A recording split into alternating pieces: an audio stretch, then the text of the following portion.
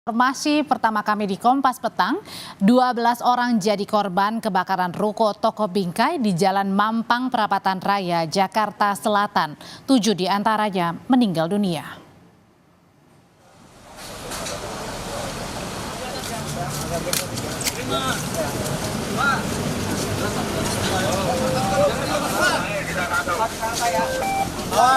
Evakuasi 7 korban meninggal baru dilakukan petugas pagi hari setelah api dinyatakan padam akibat kebakaran yang terjadi semalam. 7 korban meninggal ditemukan di dalam satu ruangan di lantai 2. Sementara untuk 5 korban luka sudah mendapatkan perawatan dan dirujuk ke beberapa rumah sakit. Kebakaran, saudara, mengakibatkan kemacetan panjang di sekitar jalan raya. Ledakan gitu nggak ada ya, Kak? Ledakan Ada gitu. sih, ngedenger ledakan.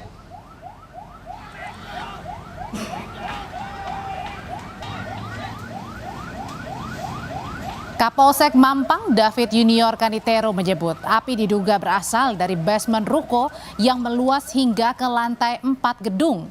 Kepada polisi, salah satu saksi yang berhasil selamat bercerita sebelum kejadian karyawan toko menyemprot kayu menggunakan bensin untuk menghilangkan rayap bingkai di lantai basement. Namun pada saat yang bersamaan ada percikan api.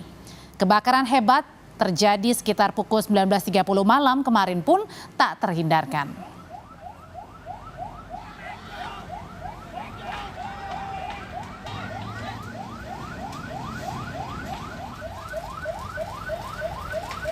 Saksi melihat api muncul. Basement ini merupakan tempat kerja dari para karyawan, yang mana karyawan ada memotong kayu untuk frame di situ.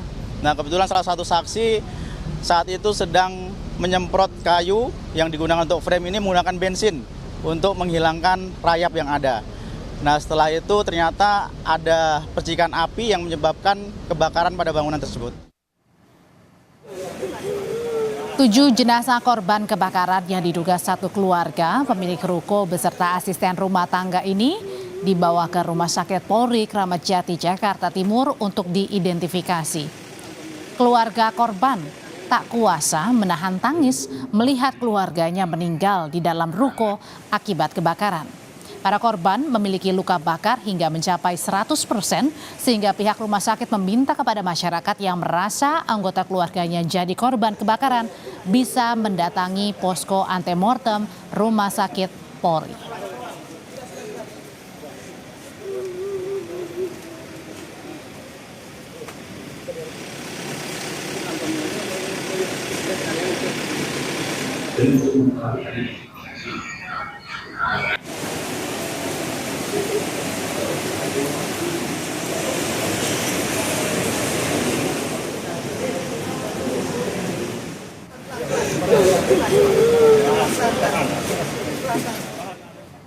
Peristiwa bermula saat seorang karyawan toko bingkai di Mampang Perapatan menyemprotkan cairan bensin untuk anti rayap ke kayu ring di lantai basement.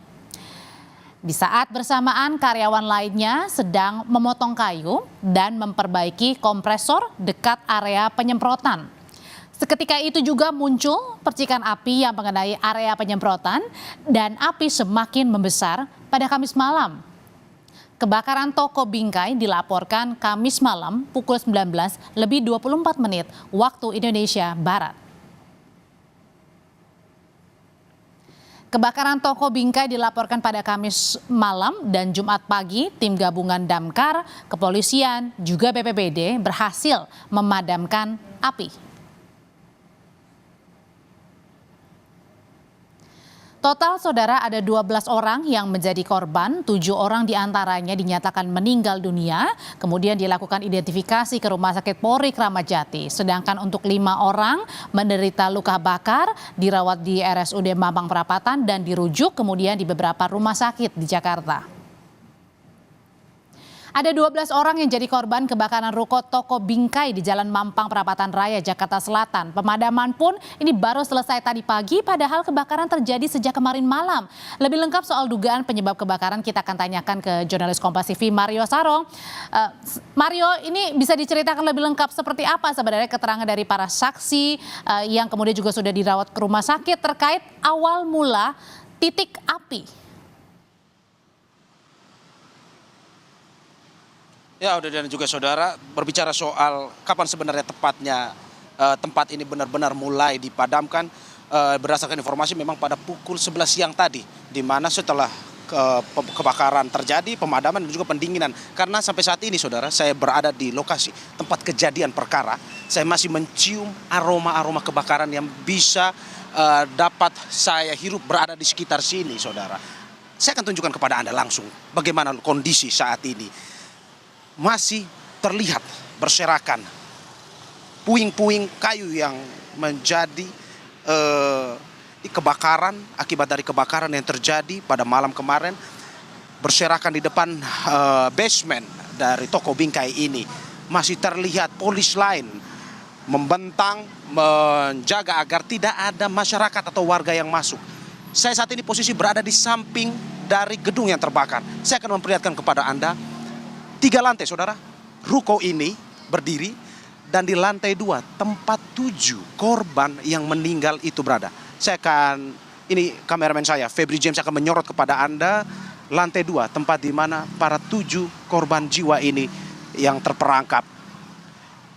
Dan saudara, itu Anda bisa melihat di visual Anda, ada teralis di mana itu membatasi, menghalangi para korban untuk bisa keluar di saat kebakaran itu terjadi. Saya akan ceritakan sedikit bagaimana kronologisnya. Seperti Anda sudah dengarkan bahwa ada percikan api akibat dari pegawai yang memotong kayu bertemu dengan bensin yang saat itu disiramkan ke kayu untuk mengusir rayap. Tetapi akhirnya singkat cerita membuat api menjadi besar, membuat kebakaran di lantai basement, dan pada akhirnya melahap habis ruko ini. Sebenarnya saudara, tidak hanya 7 orang. Saat itu dari kejadian yang kami dengar dari cerita saksi yang berada di warga yang ada di sekitar sini mengatakan bahwa ada 9 sebenarnya yang terjebak api tersebut. Saat itu ada 9 orang. Namun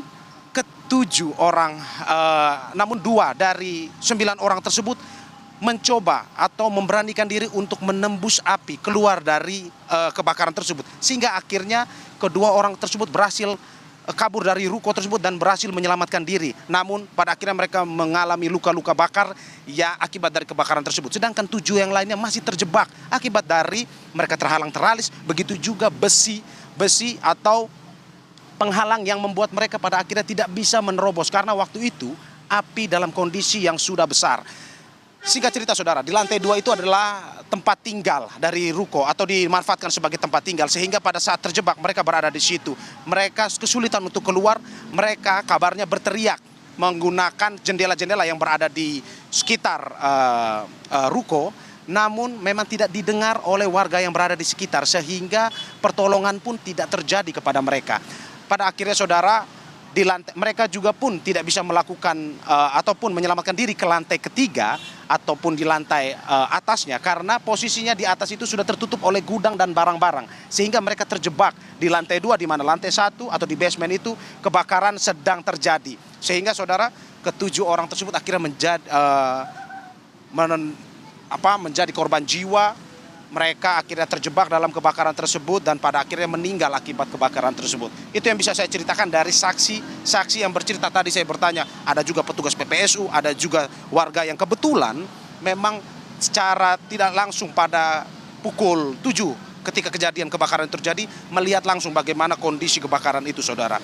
Dan saat ini saudara, polisi masih terus mengidentifikasi identitas dari ke-7 orang tersebut. Sampai saat ini kabarnya sudah hampir 100% identifikasi tersebut, karena saudara, polisi masih membutuhkan waktu lebih lama. Kenapa? Karena dari 7 orang tersebut mereka mengalami luka kebakaran stadium 4 di stage 4, atau dengan kata lain bahwa ini kebakarannya hampir mencapai 100%, sehingga polisi masih terus melakukan identifikasi, bahkan membutuhkan DNA, sehingga bagaimana polisi pada akhirnya untuk mengetahui siapa sebenarnya 7 dari korban jiwa tersebut.